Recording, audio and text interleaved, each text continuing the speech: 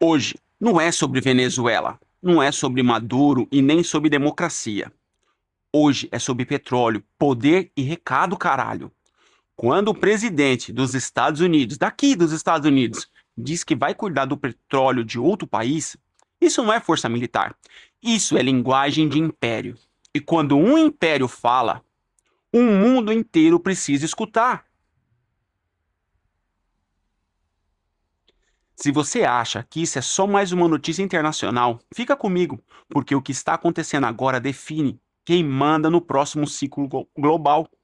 E se você gostou do que você ouviu até agora, seja muito bem-vindo aqui no canal, já se inscreve, deixa seu like, comenta, compartilha.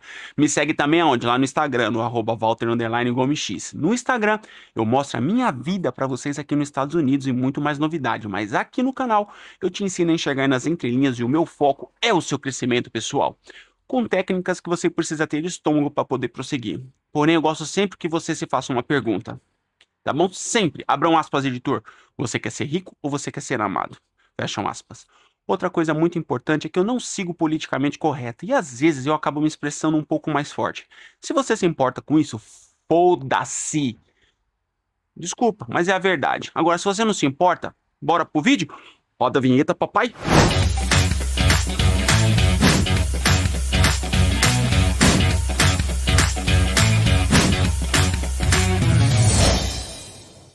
Vem cá. A maioria das pessoas para na manchete. Trump capturou Maduro. Foda-se. Isso é o que todo mundo vê. O que ninguém faz é perguntar: por que agora? Por que desse jeito? Por que o petróleo? Né? Por que o petróleo entrou na conversa tão rápido? Notícia é o que te mostram. Jogo é o que acontece enquanto você discute. O que te mostram, ou o que te mostraram. Guerras modernas não começam com tanques, começam com controle de ativos estratégicos, porra. Trump não falou apenas de segurança, ele falou de petróleo quando ele deu o pronunciamento dele. E o petróleo não é energia. Petróleo é poder concentrado em forma líquida. Quem controla o petróleo controla fluxo de dinheiro, controla alianças, controla silêncio ou reação. Existe uma regra muito antiga de estratégia. A melhor vitória é aquela que não vira guerra longa. Os Estados Unidos não podiam permitir outro cenário como Rússia e Ucrânia, vocês concordam? Guerra arrastada, desgaste de imagem, economia sangrando, narrativa fora de controle. Por isso, a lógica aqui não é ocupação, é cirurgia. Então a pergunta não é se foi certo ou se foi errado. A pergunta é quem precisava ver isso acontecer. Porque quando uma superpotência age em público, ela não está falando com um alvo, ela está falando com todos os outros, caralho. Você não percebeu? Agora vamos sair da manchete e entrar na linguagem. Por que poder não grita? Poder escolhe palavras.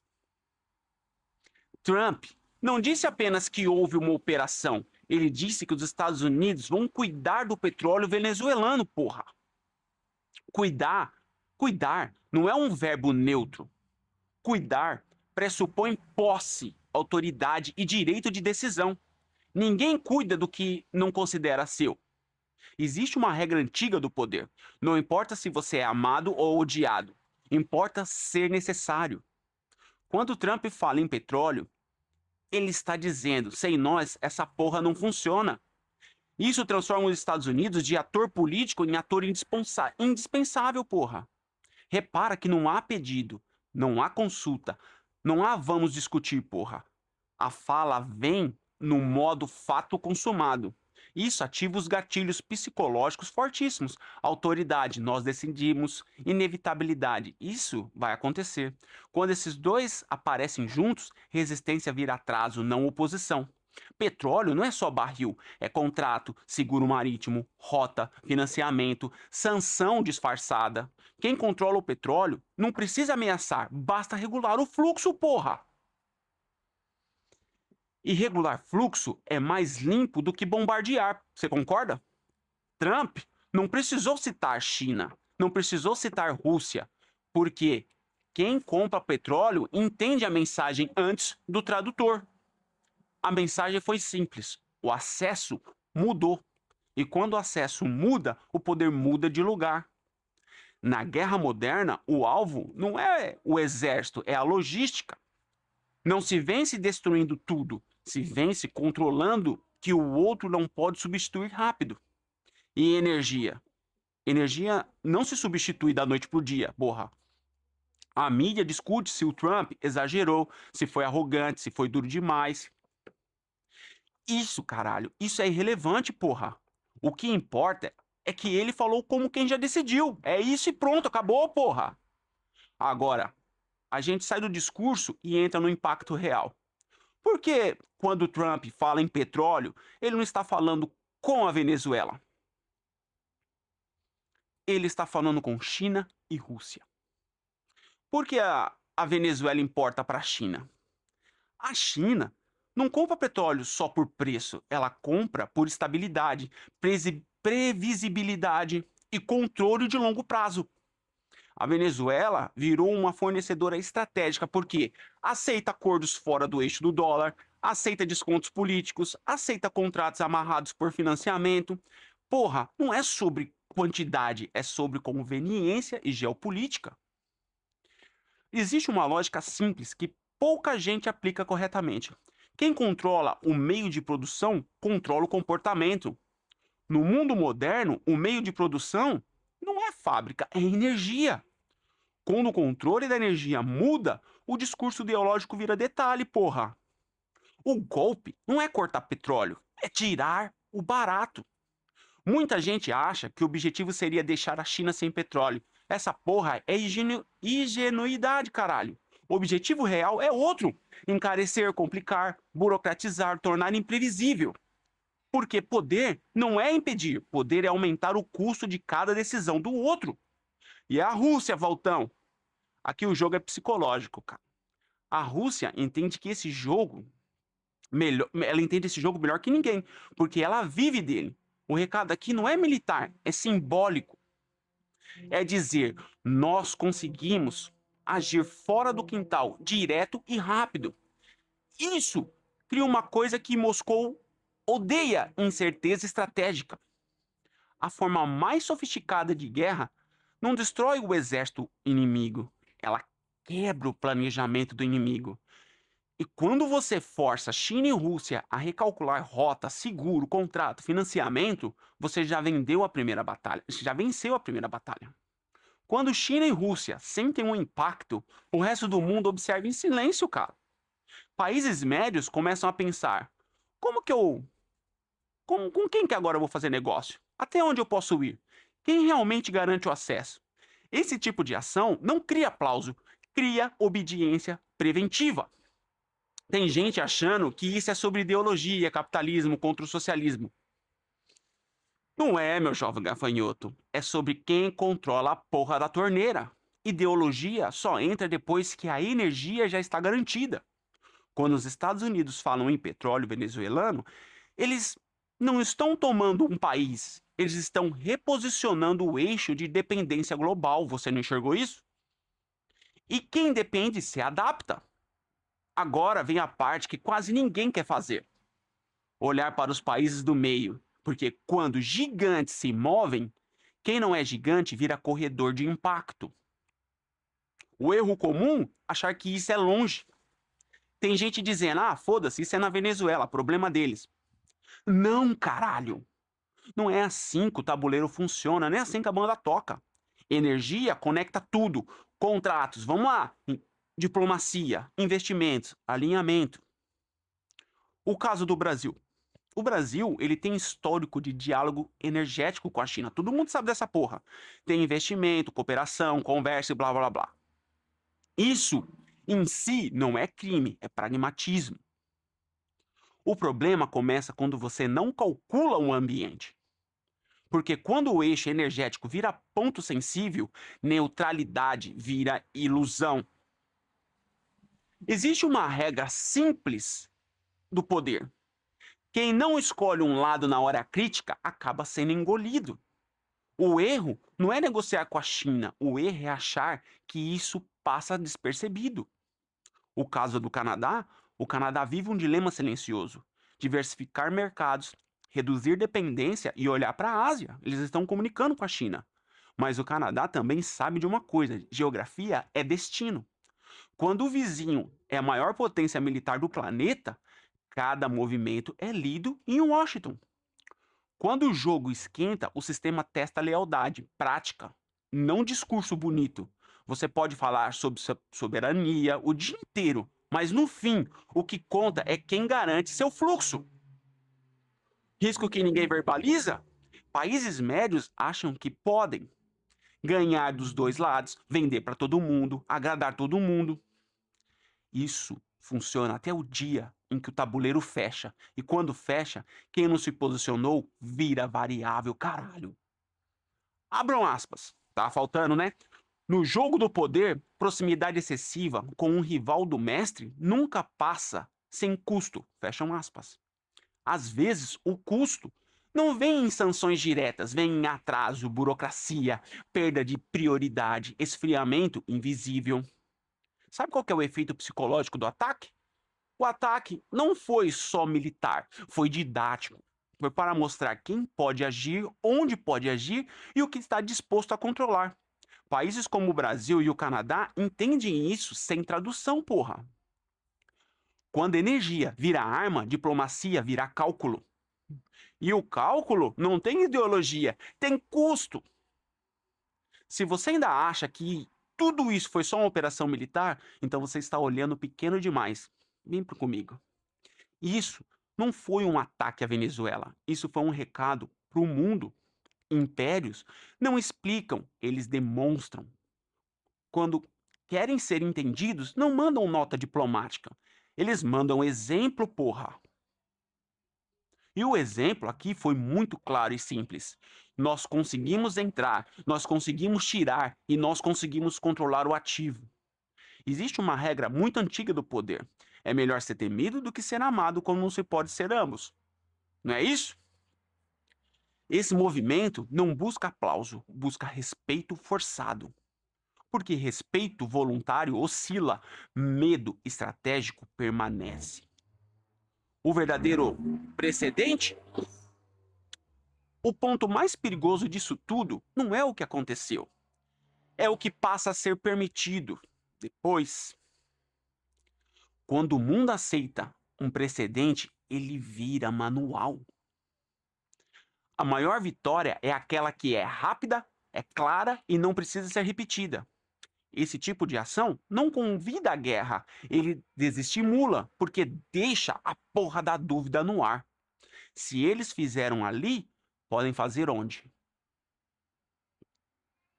Tem gente dizendo, isso pode virar outra Ucrânia. Não. Justamente o contrário. A Rússia entrou numa guerra longa, cara, desgastante e imprevisível. Aqui, a lógica foi resolver antes que vire palco. Ou vocês não concordam? A diferença entre força bruta e força inteligente, sabe qual que é? Força bruta ocupa território. Força inteligente ocupa decisão.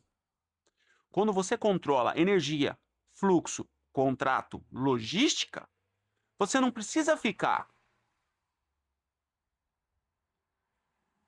Países entenderam 3 coisas hoje. 1, limite existe. 2, o limite pode ser cruzado. 3, e quem cruza decide o ritmo. Isso não muda de mundo, tá? Esse cálculo muda tudo o mundo. Investidores, governos, alianças. O mundo não reage ao discurso, o mundo reage ao exemplo. E hoje o exemplo foi dado, na verdade, ontem, sábado, dia 3 de janeiro. Agora vamos desmontar o erro mais comum de quem olha isso com lente emocional. Muita gente pergunta, por que não invadir de vez? Por que não ocupar? Por que não derrubar tudo? Blá, blá, blá. Porque isso não é estratégia, isso é impulso. O maior erro da história recente. Impérios não caem quando perdem batalhas. Eles caem quando entram em guerras longas. Guerras longas, elas criam desgaste interno.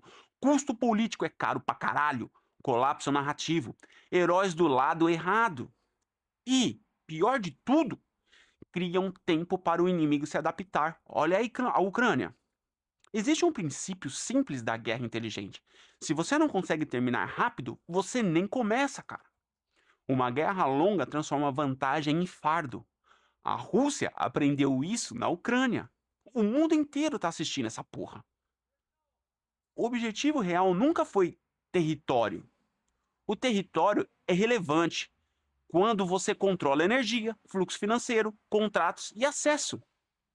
Você não precisa estar lá se tudo depende de você. O erro é confundir presença física com controle real. Olha só, o conceito de cirurgia estratégica. Eu vou falar para vocês. Cirurgia não é suavidade. Cirurgia é precisão com intenção clara. Você entra rápido, com objetivo definido, sem criar palco, sem virar novela. E sai deixando uma coisa no ar: dependência. A guerra psicológica é muito mais barata. Quando você age rápido e para, você deixa o mundo imaginando o resto, cara.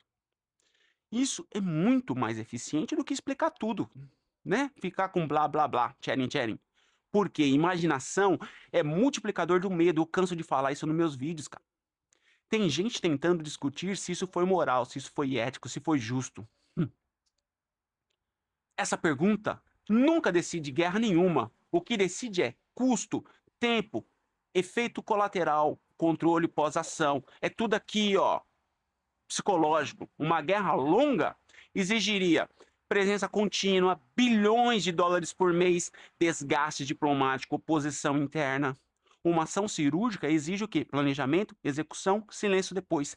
Impérios preferem silêncio, cara. Guerras longas criam mártires. Ações cirúrgicas criam precedentes. E precedentes moldam comportamento.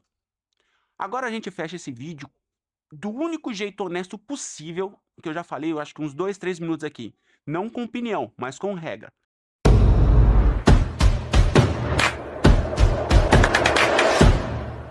Porque o mundo não é governado pelo que as pessoas dizem que deveria ser. Ele é governado por leis não escritas do poder. Lei 1 nunca ofusca o mestre. Países que desafiam diretamente uma superpotência sem ter poder equivalente aprendem essa lei do jeito mais duro, porra. Não importa a ideologia, importa quem pode impor consequência. Lei 3: oculte suas intenções. O discurso foi segurança, o discurso de ontem foi ordem, o discurso foi estabilidade. A intenção real foi controle de ativo estratégico. Quem discute o discurso nunca vê a intenção. A lei 5: proteja sua reputação com a vida. Superpotências vivem de reputação. Quando a reputação de força começa a ser questionada, o mundo testa. Esse movimento foi um recado simples: a reputação está intacta, porra. Lei 6: chame atenção a qualquer custo. Não foi discreto, não foi silencioso, foi público porque precisava ser. Quem controla a atenção controla a narrativa global, mesmo quando é criticado, porra. Lei 7: faça os outros trabalharem por você. Fique com o crédito. Você não vê todas as mãos envolvidas, você vê o resultado final. No topo do poder, quem aparece é quem assina. Lei 11: torne os outros dependentes de você. Petróleo não é só barril, caralho. Você chegou até aqui e ainda não prendeu porra nenhuma? É contrato, seguro, rota, financiamento, acesso, dinheiro, porra. Poder, dependência, não precisa de soldado, precisa de interruptor. A lei 15: esmague totalmente o inimigo. Aqui entra o ponto que incomoda muita gente. Meio golpe cria revanche, golpe inteiro cria silêncio. Cirúrgico não é fraco, cirúrgico é final. Lei 16: use a ausência para aumentar respeito e temor. Depois do impacto veio o silêncio, e o silêncio força o mundo a imaginar o que você acha que ainda pode acontecer. Imaginação é a arma psicológica mais barata que existe. Lei 20: não se comprometa com ninguém. No jogo real, alianças duram enquanto servem. Não existe amizade externa entre estados. Ou eterna. Existe interesse contínuo, porra. Lei 33: descubra o ponto fraco de cada um.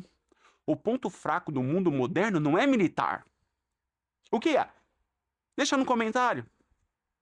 É energia. Quem controla energia, controla a porra do comportamento. Quando você junta tudo isso, a única pergunta muda. A única. Não é mais foi certo ou foi errado. A pergunta passa a ser: quem entendeu a porra do caralho do recado? E quem ainda acha que isso foi só notícia? O mundo não é movido por discursos, é movido por leis invisíveis. E quem aprende essas leis joga. Quem não aprende vira peça. Muito obrigado. Fiquem com Deus. Espero que tenham gostado.